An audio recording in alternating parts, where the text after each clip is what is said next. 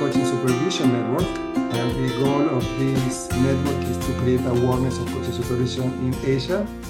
And we have people from different countries. And today we're very lucky to have Inga Bielinska, who is a coach, master certified coach, an accredited supervisor, accredited team coach. And I know more that you have a lot of training. She's very experienced in different certifications with different assessments. And it's great to have you with us. Thank you for accepting the invitation to do a presentation on supervision of team coaching and present a case so we can all learn from you and your experience. And Inga, what else would you like people to know about you before you start? That I come from Poland and I've been in United States last 7 years, but before that I lived in a different places, and I'm very much interested. Hi, Genevieve, it's nice to see you. I'm very much interested in cultural impacts, especially on teams, on what's going on in the system, and that I'm as well a psychodramatist, and I use psychodrama and improv quite a lot, both as a team coach as well as a team coach supervisor. So I think that's the context I would add here. And yes, I do like collect acronyms next to my name. My husband always laughed at it. Yeah, that this is something unique about our jobs. Yeah, that coaches and trainers, we like to have this teeny tiny letters. So for today, I would really love to get you engaged in the conversation, and I will share a teeny tiny like theoretical things, because we're going to focus on team coaching supervision. So something very like the unique part of coaching supervision. And I would like to, of course, show you a case around that and invite you to think about this case as well. So I would invite you today to be my co-supervisors and think how you could support this particular team coach. And at the end, I will show you a model which I use with my colleague Daniela Aneva, who is like co-author of this concept. This is not a very sophisticated model, but this is something which helps us because we work a lot as both team coaches, but as well team coaches supervisors. It helps us to give a little bit of context of this conversation, because we noticed that 7i model or even 10i model sometimes is not enough for us. So we needed a different way of looking at it. Yeah, like what might not be working in the team coaching, so we can ask certain questions. So don't think about this concept as something like really robust, like 7i model and so on, but the beginning of exploration with a team coach, which can help me as a supervisor to think a little bit about the case. Okay, so let me start sharing the presentation with you. And generally, I would like to maybe start. Okay, let's start with the slides. Okay, let's go to the presenter view as well, so I can both see you and the presentation. Is it visible? Great, thank you. So what you can see here is the definitions, yeah, because it's good to start with definitions, even if you're familiar with those.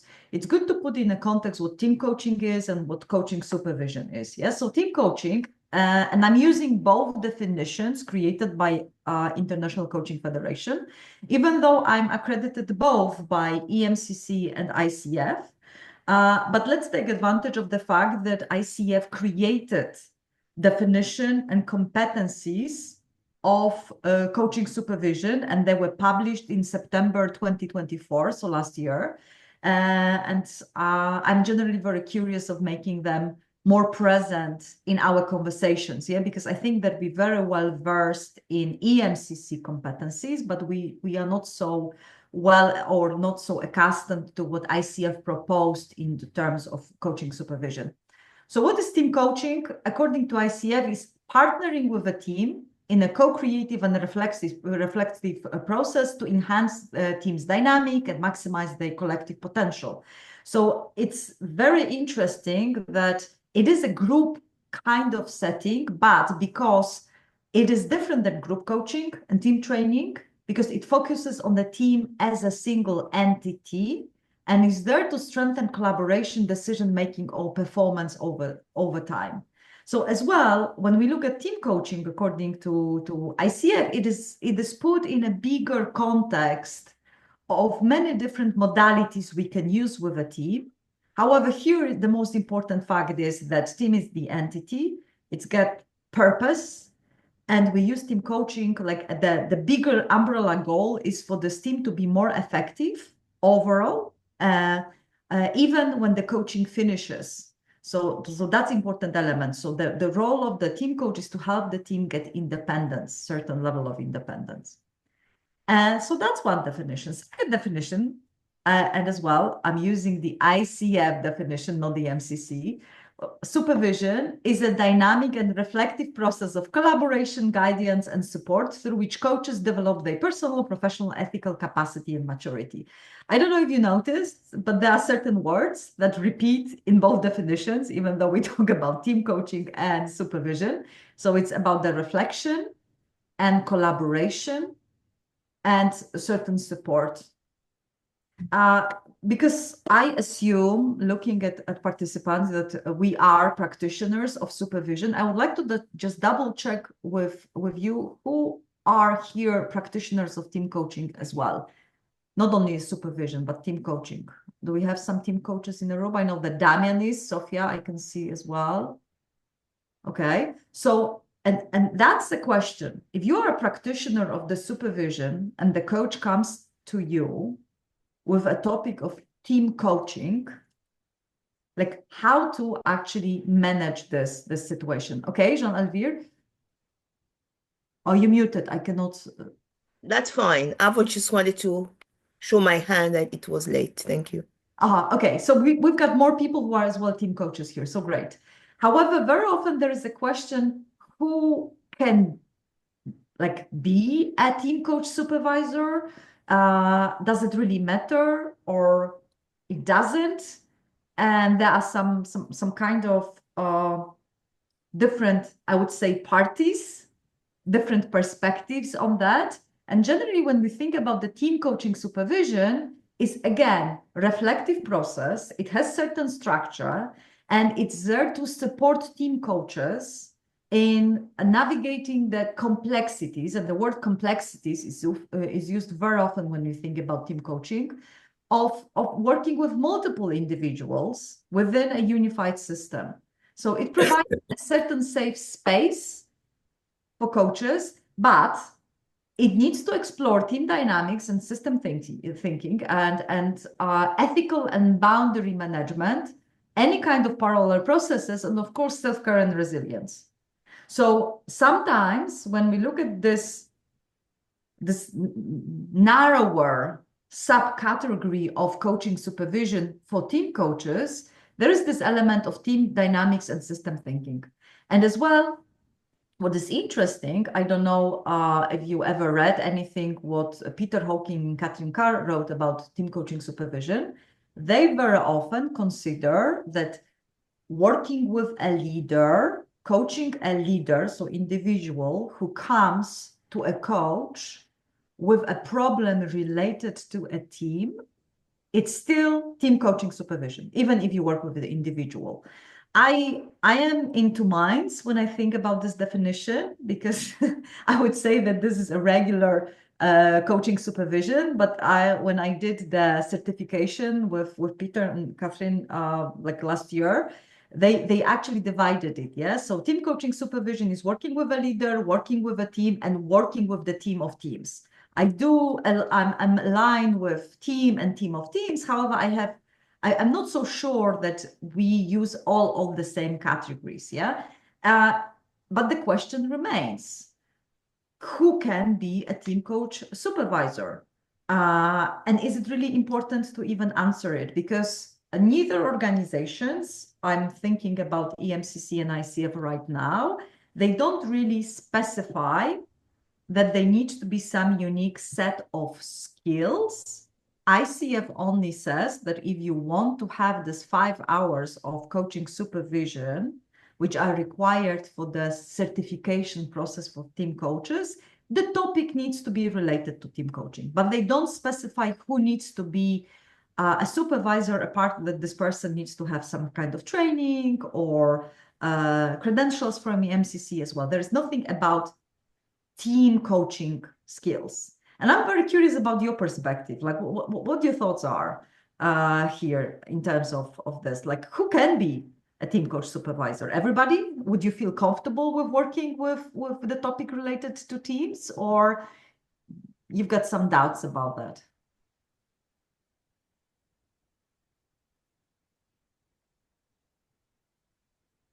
And by the way, there is no right or wrong answers about this, because there are no clear, I think, even position from any credentialing institutions just yet. Yeah, so I'm just curious about what you think. Like, if you don't practice team coaching and you are a supervisor, a coach supervisor. What is interesting to start this brief conversation is that there is not a requirement. So you may not have any experience as a team coach, and you may be still hired as a team supervisor because you have a training as a supervisor. Yeah. And I think the supervisor can still do a good job. But there is a but, is that team coaching is complex. It's much more complex than individual. And so the question is that the supervisor who is working with a team coach feel that they have the skills and knowledge and wisdom to be able to do a good job. Yeah. So it will depend, I may say, of the supervisor, because some people may not want to do it. So you have to be careful, because you don't want to do something that you don't feel you have the skills to do it. So that would be my question. If somebody comes to me, and that happened to me, people came to me as a supervisor to say, can I supervise somebody even though I am not a team coach? And it's interesting because in the skill that you have as a supervisor, you are supposed to supervise not only coaches, you may supervise other professionals, because you have the skills to create a reflective space. I love to hear other positions. Yeah. I will say that it is very important for the person to have some awareness about what complexity means. That is important. To have also a good awareness of the different definitions, you know. If you are just a supervisor, you have to know what team supervision means. And it is very important to know each category. And then it will depend on people after if they want to take the bold decision to do it or not. Some people might do it and some people might still hesitate. But it is very important to know what complexity means, what team coaching means, and what supervising a team coaching means. As you say that, it can be just one person coming to you and it will still be team coaching. So, Genevieve, I'm hearing that you are aligned with Peter Hawking's concept, yeah? That even if you coach one person, it still can be team coaching, because they might talk about the complexity of everything. It depends the subject you bring to the session, you know? Yeah. I would say maybe you don't have to be a team coach in order to be a good supervisor, but I can't imagine being a good supervisor for a team coach if you don't understand group dynamics or system thinking. And I don't want to be like exclusive and say that only team coaches understand group dynamics and system thinking, because that's not true. Like you might be, for example, individual coach and work as a facilitator or as a trainer and have all of this knowledge about what's going on with groups, what's going on in the system and so on. And I still believe you can do a really good job there. That's my philosophy, yeah. At the same time, saying this, whenever I look for the team coach supervisor, I look for a person who I know that is experienced in team coaching too.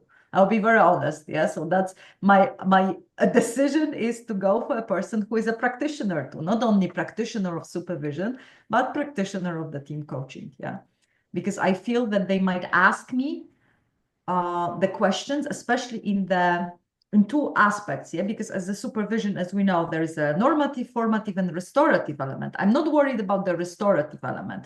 However, normative and formative, I would like to have a person who understands and maybe lived through these complexities as well, and maybe have some doubts similar to mine, so we can uncover together some parallel processes.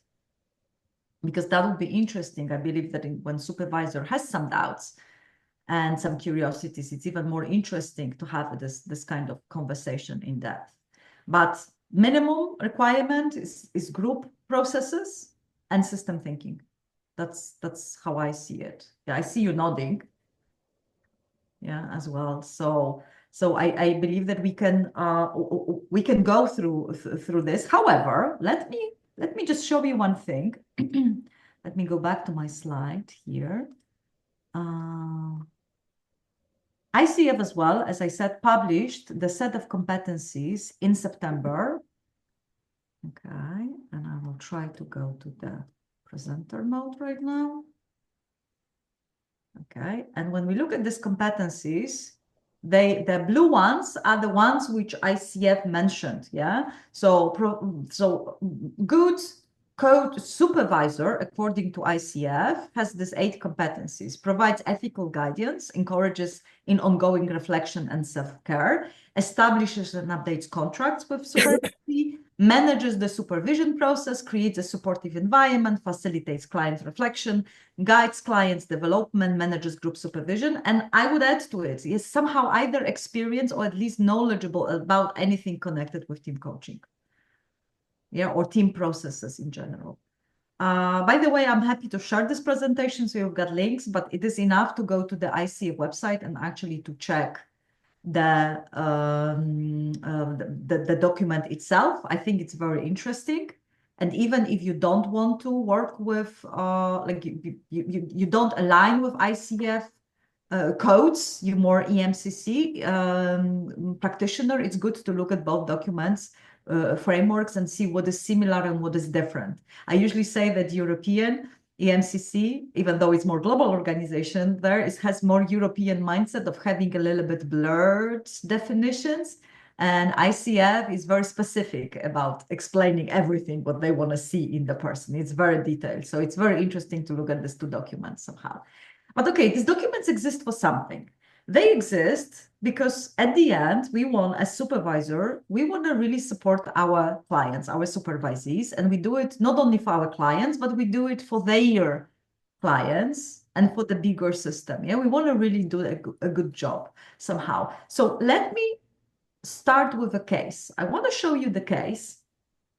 So there will be a text, and I will add some bits and pieces here with the showing you visual setting of the team.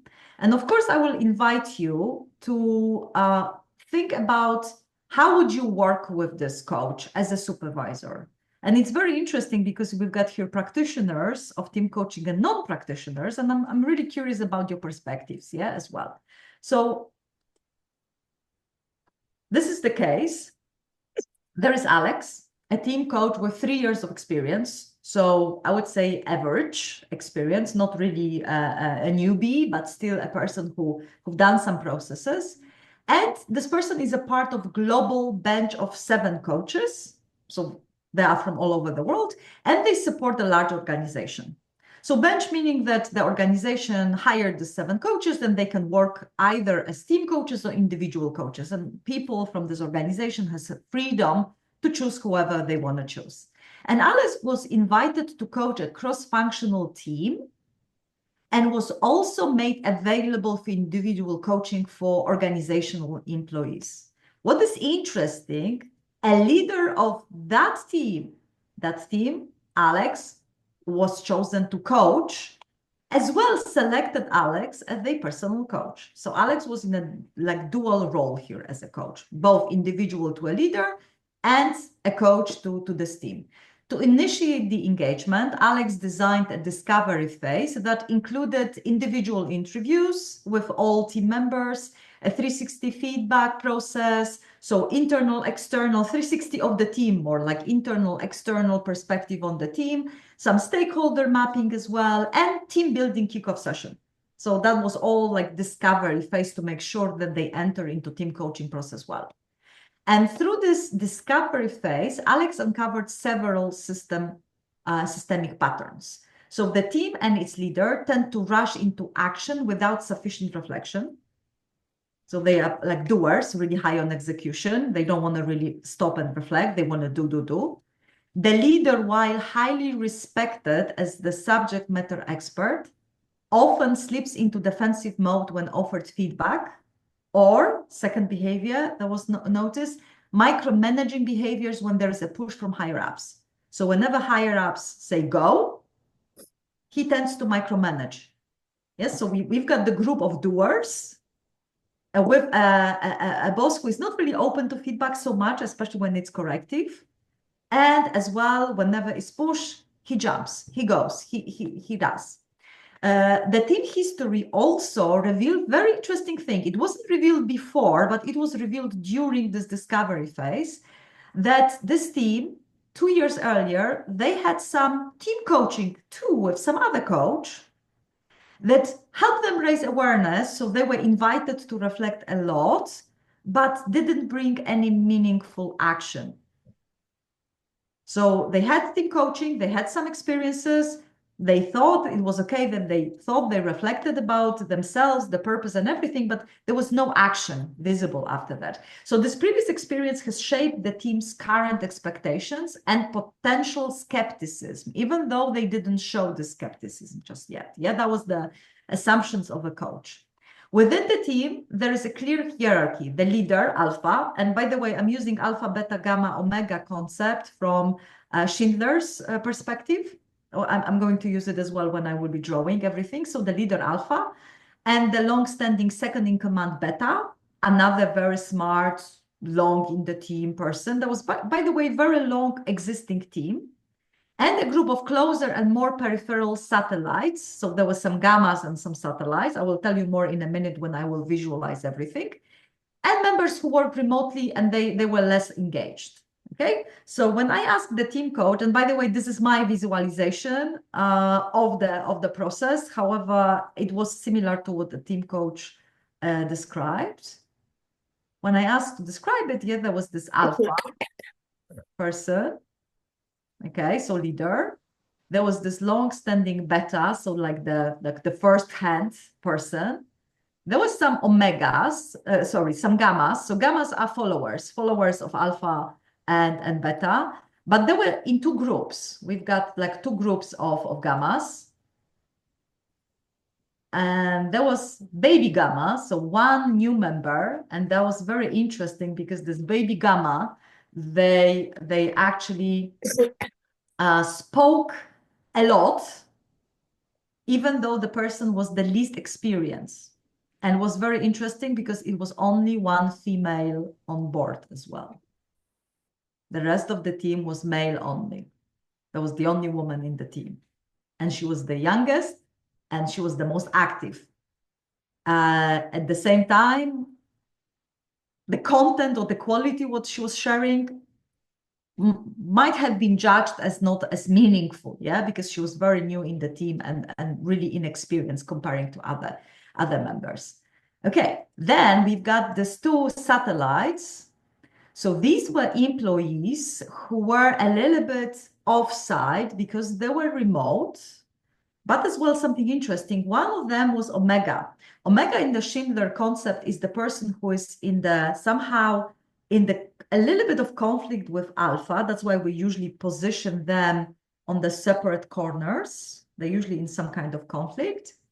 But as well, they actually moved him forward because they questioned everything. They asked questions. Even the person was afar because they were remote.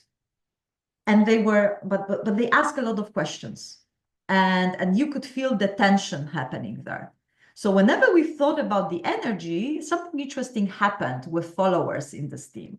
So you could clearly see that these gammas were following the alpha and beta. However, they were like, you know, the beginning of some kind of interest about what this other person is bringing to the team, what's going on. So it was like the group of people were starting to think like, okay, what's going on there? Baby Gamma was really much interested about herself, making good impression, bringing the career, like speeding the career, building reputation in a team. There was this main interest. Leader, however, had a lot of attention towards higher ups, what they want me to do. That was outside of the team, but as well, somehow want to have this protective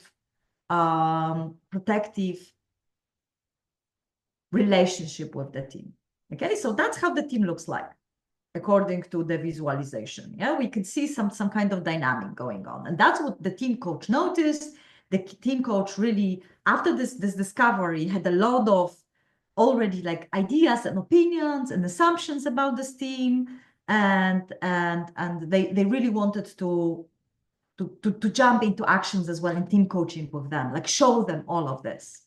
So what I would like you to do now, I would like you to step in the role of supervisor, and I will still think that I will divide you in smaller groups for a few minutes because I'm really curious about like your perspective. Like really, I think maybe 10 minutes will be enough. And by the way, I will put the case in a chat box in a minute, so you will have a document, don't worry about that. And I'm just only interested about possible areas where coach might need supervision from your perspective.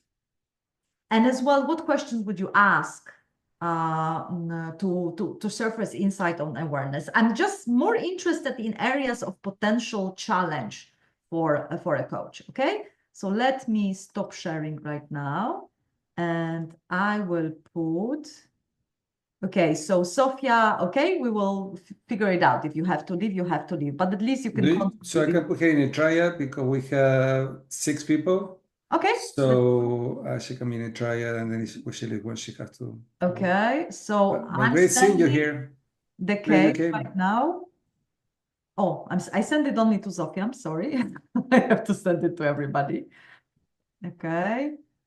And let me one more time. So you've got the slides with visuals here, with the task and as well with the case. Let me know if you can download it and open it. And I have the groups ready to go, Inga, whenever you want to go. Okay. So you've got the slide with the case, the slides with visualization, and with the task. Really think about the potential areas you can explore with this coach. What could be the topic of the supervision there? Because generally the coach came with the question like, okay, I'm really eager to work with them. I really want to show them all of this. There are a lot of problems with this team. There are a lot of challenges. So how would you, what the areas which probably would be interesting for you to invite to the exploration somehow, okay? And I think 10 minutes, we can get 10 minutes, Damian? Okay. Yep. So let's do that. We are going to start the recording. Welcome back, welcome back. I'm very curious about your perspectives. So what do you think are potential areas of discussion here? I'll be very happy to tell you where it went eventually with this particular coach because I worked with this person, but I'm really curious what drew your attention. We got a long list. I'm happy to jump in. One was just clarification. So is the coach, the team coach and the alpha leader coach or the beta right-hand person leader coach? No, the coach wasn't visible at this, but that was only team visualization. The coach didn't put themselves in the spectrum, yeah? No, I mean the dual role. You mentioned at the beginning. So a leader has also selected Alex as a personal. Yeah. Oh, yeah, definitely. The leader. Is that the alpha leader? Yeah, alpha leader, not beta, alpha leader. All right. Yeah. Well, that's the first thing. What are the ethics and the dynamics of coaching the team and coaching the leader is the leader trying to find another avenue to influence the team through the coach and get their alpha will done? To what extent does the coach wear parallel processes? How does the team exhibit the dynamics, the parallel process of the larger system? And we identified the team goes to speed without reflection. The leader pushes them in that direction, especially when their leaders push them to get moving. And so that's going on. Okay, I would what's like to going on? stop with this, if you don't Go mind, ahead. ask everybody, like in this dynamic, I am a coach for a leader and I am a coach for the team. How would you, like, if you think about any kind of challenges there, yeah, one, how to manage this dynamic, but what other challenges do you see in setting like this?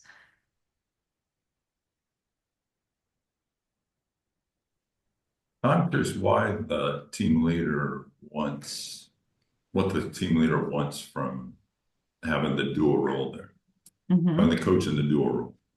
Okay. Why did the team leader pick that coach?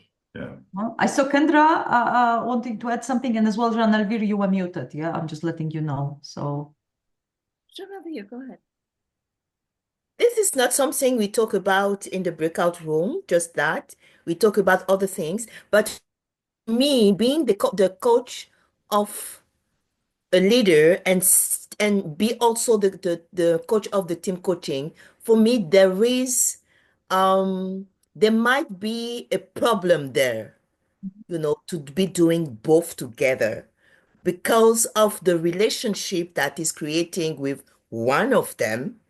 And at the same time, having to coach the team, it's something that we have to be very careful about because we are human beings. And is it really possible to be somebody's coach and have this person in the team coaching? For me, there is something that we have to be really careful about. Kendra? Yes. I mean, for me, then the question becomes what's happening in that system in the team system when the team knows, or presumably knows. Team knows. Yes. Knows. Good question, by the way. That's a question to clarify what's going on there. Does team know? Yeah. Yeah. And then if they know, then what happens to what shifts in the team when they know that the leader, that the alpha is having personal side conversations, really. But I mean, I think this is a really important ethical or contracting element. Yeah. How do we contract? What is the part of the team process? What is the part of individual process? Can we separate it? And by the way, if you read team coaching competencies, again, I'm referring to ICF team coaching competencies, or any books about team coaching, there are very diverse perspectives. There are team coaches who are very sure that no, you cannot connect these two roles. You cannot coach individually anybody from the team and then the team as an entity at the same time. You can do it after or before, but not at the same time. There are those who say, if we have a good contracting, when you really have clarity about, like, bringing what is the team topic, what is the individual topic, and so on, you can do it. But you really need to be sure about the dynamic that it causes, about the clarity, about ethical consideration, and ask all the questions. Yeah. So I personally, because now I see ethical challenges almost everywhere, I generally say no myself to setting like that because I don't want to have extra problems when I work with a team. However, I very often coach the team that I used to coach a leader. And because they invite me we finish the process, they say, okay, could you now come and coach the team? And that as well requires some kind of special contracting. Yeah. So that's big bucket to go there. And of course we went there. You're on the spot. Yeah, that was big part of our work and discussion, how to make sure that really we treat team as the entity with this kind of dual engagement. But I'm curious what else you've noticed as a potential topics of conversation.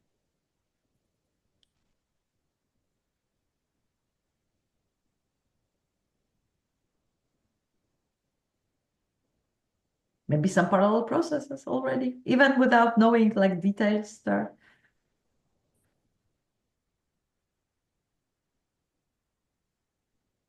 I could add, in a group with Jean, one of the aspects was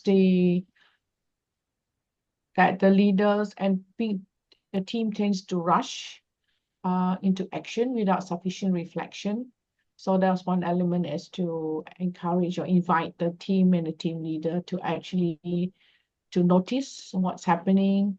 And since there is this dynamics of seems like clusters, how would you then bring it up? The voice comes out and to share, and then what's happening, what's really happening, and to do it with a sense of curiosity without judgment. And there's some collective wisdom.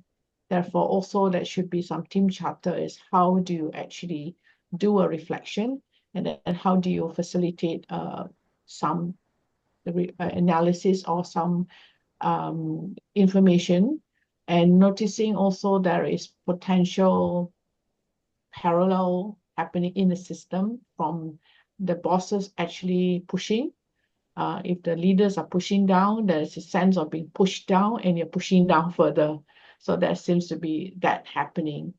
And since this is an engagement that's done, a subsequent engagement, which the previous one didn't work, so there could be an element of trust, element of there's something missing in a system that they're not seeing. So like Jeannie, you're saying that they invite them to really step back and really notice. And if there's a lack of good track record, that also will really bring a sense of dynamics of expectations, or so that the emotional state will not be as clean since it's a second engagement. So that one maybe would need to be resolved, or to appreciate what's happening there to move forward. Otherwise, you're carrying the baggage from last time in this engagement. So that's some of the things. So, Sivchu, thank you for that. I will be actually showing you here a little bit the model we're using to remember to bring some topics in. So basically what you were sharing, let me go here a little bit in the bigger space. As I said, this is nothing sophisticated, but it helps me as a supervisor for team coaches remember about something.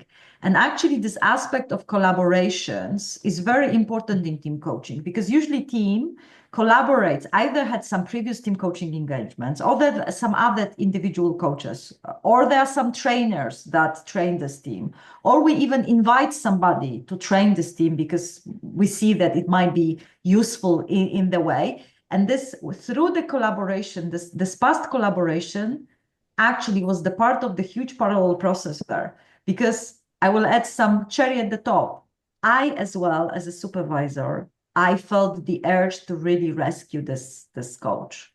I was always sharing with them a lot of tips and tools and so on. And that was the moment when I stopped, like, what's going on there?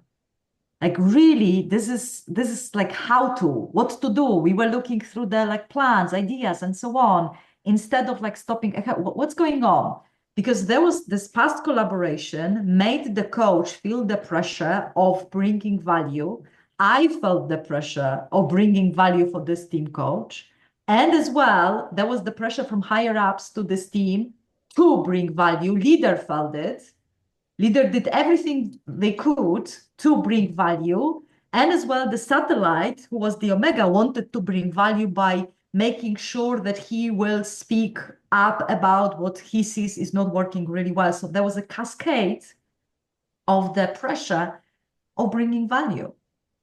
Instead of thinking like, maybe let's start thinking what this value really is. Because that was the biggest, what is the value? Because when really my client unpacked this past collaboration delivered what was expected. Because when she actually asked to see the previous contract with the previous coach, like, is it possible to see it? And the team disclosed it. they actually agreed on the reflection. So that was very interesting, that despite the fact that they got what they wanted, reflect, understanding how we communicate with each other, understand what's going on, they still, because it was so action-oriented organization and system, and there was so much action-oriented, that everybody was almost like the movie Madagascar. I don't know if you remember, there was this character of King Julian who said like, fast, fast, fast, fast, before we all realized that it doesn't make sense. Let's do something. So that was this organization. And I got hooked as a supervisor. I got hooked in exactly the same dynamic. And because I actually invited the team coach to look here and see, the person was not really having co-coaching partnerships, because there was a bench of coaches, but nobody else was coaching anybody in this team. She was the sole person, so that was another thing. But this collaboration, this past team coaching engagement really opened the door for the reflection. That's why I like to have this in the background whenever I work with team coaches, because we need to understand the context, is the system of the organization. We need to understand the clients as the team, as unity. I need to understand a coach as well, what's going on with the coach, what they do, what they don't do. Any kind of coaching partnerships, but these collaborations sometimes have the impact we do not realize that it might be so strong, and it tells us a lot about the organization itself. Okay, and by the way, that was not the only one parallel process, because there was another parallel process. This leader actually felt a little bit helpless, I would say, in this team, and he had the tendency to create pairs everywhere. So he had pair with beta, and he had pair with a coach, because he felt that he couldn't do the thing. And what the coach did, found a pair with a supervisor. And I was very eager to be their beta, to help them with tools, with tricks, with this and that.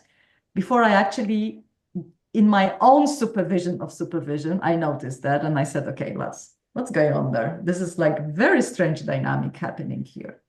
Okay.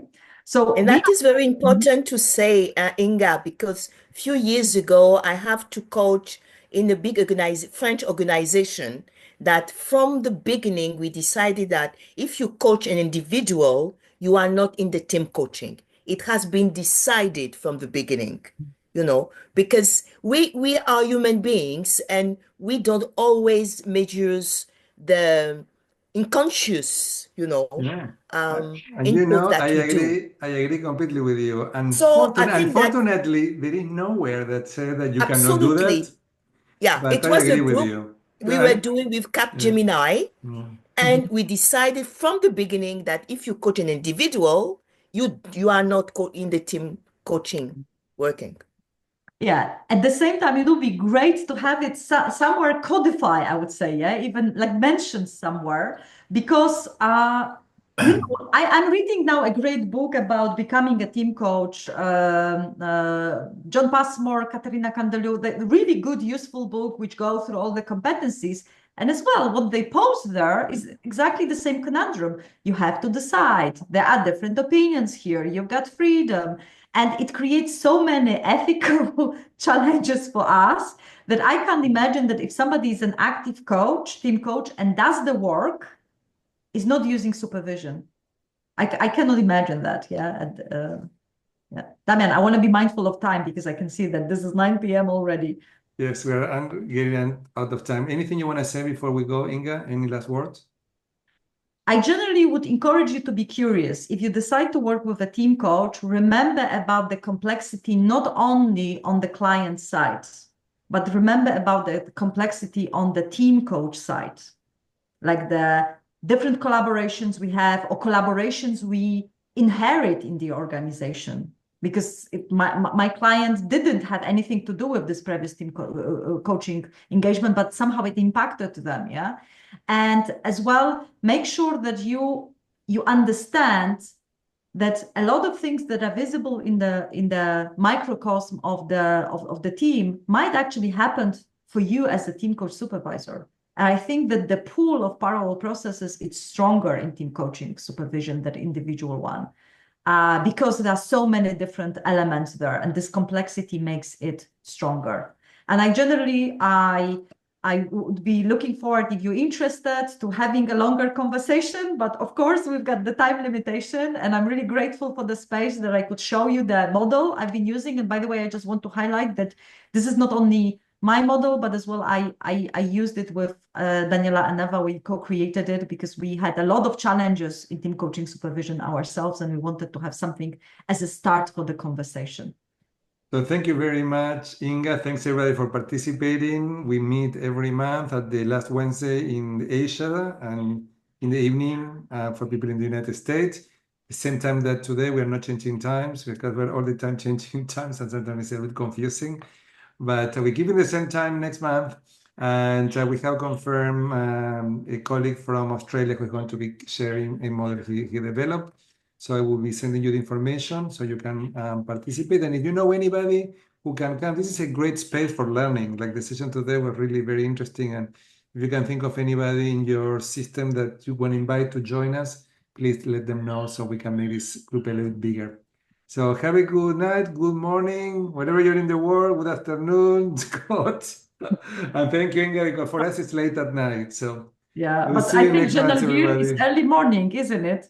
What time is It's it? very early, and It's just very to early in drop France, yes. that next month, I'm going to have as a for the book club, I'm having Paul Lawrence for his new book, which is cool. about the wise team coach. That is Very another appropriate very for interesting this. that Yes. I'm going to have him as the keynote speaker. Sounds great. Looking forward to that. Bye, Thank you, everybody. Inga. Bye. Thanks so much for Thank you, Inga. Thank you. Thank you. Bye-bye. Bye.